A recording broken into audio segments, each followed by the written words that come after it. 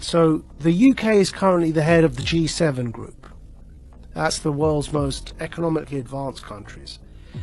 And the UK currently chairs the G7 group. Our Chancellor, who does our economy, called Chancellor of the Exchequer, his name's Rishi Sunak. He put out this video saying that what they want to do is bring in this thing called the central banking digital currency. They want to replace fiat paper money with digital money as a competitor to Bitcoin and crypto money, right? But instead of being decentralized currency, it will be controlled by a government. It's digital currency but controlled centrally through the banks, Bank of England. So instead of having a bank account with whatever, HSBC or Bank of America, you'll have a bank account directly with, in the American context, with the Fed. In the UK, directly with the Bank of England. You have a personal bank account and you're given digital money in that bank account. These are called central banking digital currencies. The Chancellor of the Exchequer in the UK has already announced their intention to do this as the G7 group. And these, if you look up... this sounds terrifying. If you look up the Telegraph newspaper... Central bank digital currency, is that the one down below? Digital currency should be programmable. See that one there? Yeah? Now what they're doing is they're saying... You know, everyone knows that with inflation at over 5%, it's now 5.4%, right? Our fiat money, the paper money, is increasingly becoming worthless, and we're headed towards a big disaster. The Fed wants to raise interest rates. We're in so much debt that if you raise interest rates, people are going to suffer because everyone, you know, we're living on debt as Western economies. So they realize that this kind of the lifespan of paper money is fast coming to an end because of the 2008 economic crash in particular. So they're bringing in these central banking digital currencies. Why is that word programmable in there?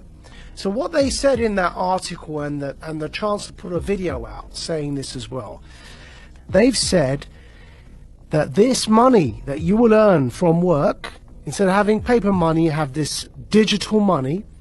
It's programmable so that you can't buy certain foods, or if you do something that your employer doesn't like, it's all in that article. You won't be able to spend your money. In other words, it's not money. They're vouchers. They're like food vouchers. And they can be programmed so that, like the Chinese social credit system, that if you try and use them on a certain thing, it won't work. You say you want to buy a burger and they want you to buy bugs, which is one of the examples used.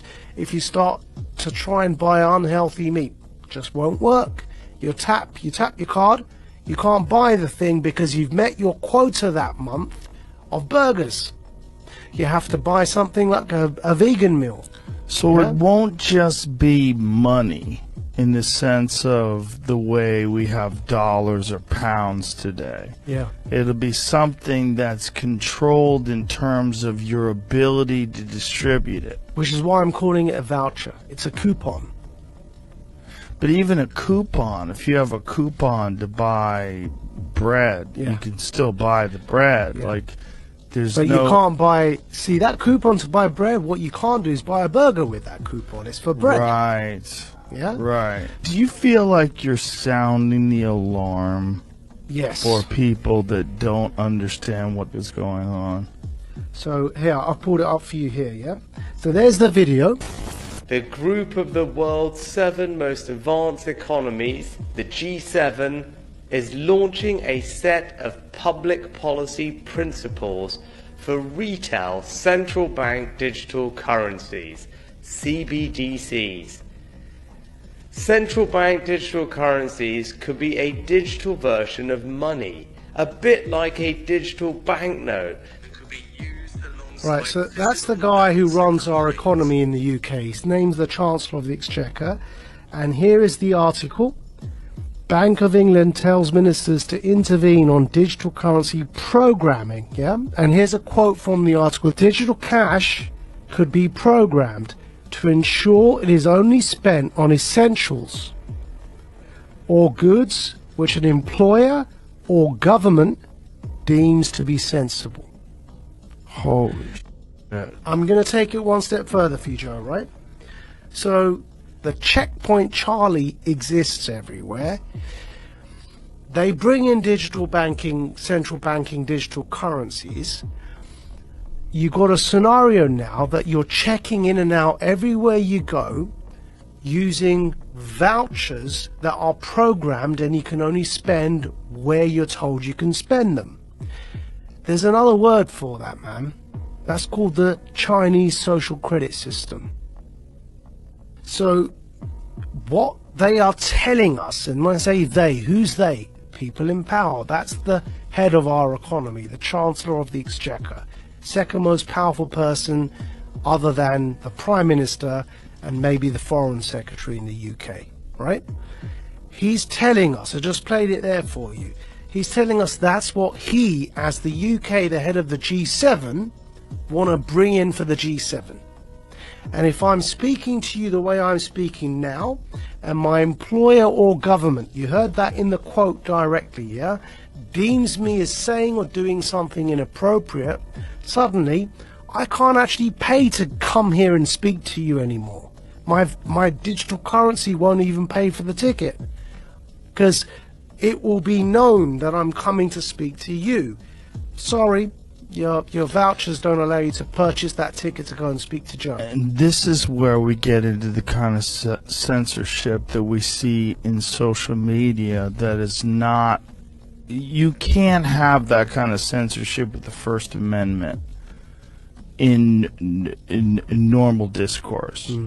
But you can have that kind of censorship if you've developed a digital platform that distributes information, but it's a private company. Yeah. So think about what money is, where you can spend it on whatever you want, versus this digital currency, which is essentially controlled in a sense. Yeah. Like you have free speech on Twitter, but you really don't. Yeah. Because if you go too far, or you talk about something that they don't find appropriate, they'll just ban your account. That could be what we're looking at in terms of what we think of as free speech being social media platforms, could be what we think of as your free range ability to buy whatever you want with whatever money that you've earned. So what's going on here, right? What's going on here is, with this central banking digital currency, if you get to that situation where you end up with the Chinese social credit system in the West, why would anyone want to do that, right? I believe we're in a moment of the Gutenberg press. Go back to when the printing press was invented. Technology disrupts power structures. It always has. Printing and its invention was a new technology. What happened when they invented the printing press? The power structures, who up until that point were reading the Bible for you and were telling you that you got to pay this priest X amount of favors and he'll forgive you your sins, and that became a bribery system, right? Which is what Martin Luther was so upset about when he pinned his thesis to the wall. The printing press disrupted that power dynamic because people could read the Bible for themselves, and they began realizing that the power structures were manipulating what was written to control people.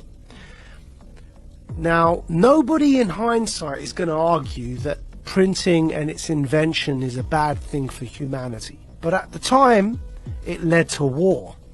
It led to the 30 Years' War in Europe, because it disrupted power so much that people began rising up, and it led to this 30-year period of war, which eventually led to the Reformation, and the rest is history, right? What's today's Gutenberg press? The internet. The decentralization of information, and then because of that, the decentralization of currency in the form of crypto is disrupting power. Because the way that after the revolution of the Reformation, the printing press, control was still possible, though obviously not to that level, which is why we no longer have those absolute monarchies. But control in a nation-state context was still possible to an extent because the money supply was controlled. Now what's happening is that the invention of the internet, with the decentralization of information, and in particular here the decentralization of currency in the form of cryptocurrencies, is disrupting those power hierarchies, and it's leading to this conflict now. And we're in a moment when the printing press was invented, the powers that be needed to try and hold on to that power as the 30 Years' War kicked off. They eventually lost it, but to hold on to it they became very brutal because they were losing their grip on power. Today, to have the infrastructure in place that you can have a checkpoint Charlie society, so that when the central banking digital currencies are in place, that infrastructure is already there because people were so scared they voluntarily allowed you to put that in place, so that you can maintain your grip on power, because what's coming around the corner is the decentralization of everything, of media, therefore of narrative, and of course remember, whoever defines the truth gets to define reality. Decentralization of the economy through crypto. You no longer have the power to define the story and control the money supply. So the powers that be, who are losing that power, need to clamp down. They're clamping down on their own children, because we are people who are born of the West. So it's an internal civil war in a hybrid war context over truth and over information. Centralization versus decentralization. It's no longer about left or right. It's about up versus down. It's about power versus those who don't have power. Do you think if there was no cryptocurrency, if there was no Bitcoin or any of the other crypto coins, that they would attempt to do some sort of digital currency? Do you think that this is a response to the understanding that that decentralized digital currency is eventually going to take over, or has gained far more momentum than they ever anticipated? I think so. And also decentralized media, because you can't control the narrative. Right. Now we will get out of this, because ultimately it's a numbers game, and ultimately in times like this you end up fighting against your own sons, right? It's those in power fighting their own people, and eventually the people up by sheer numbers, you know, end up becoming the people in power, right? So in the long run we may well end up in a decentralized world, which will be much better. But as I say, that to get there, we have to get through this period of those in power attempting to hold on to that power.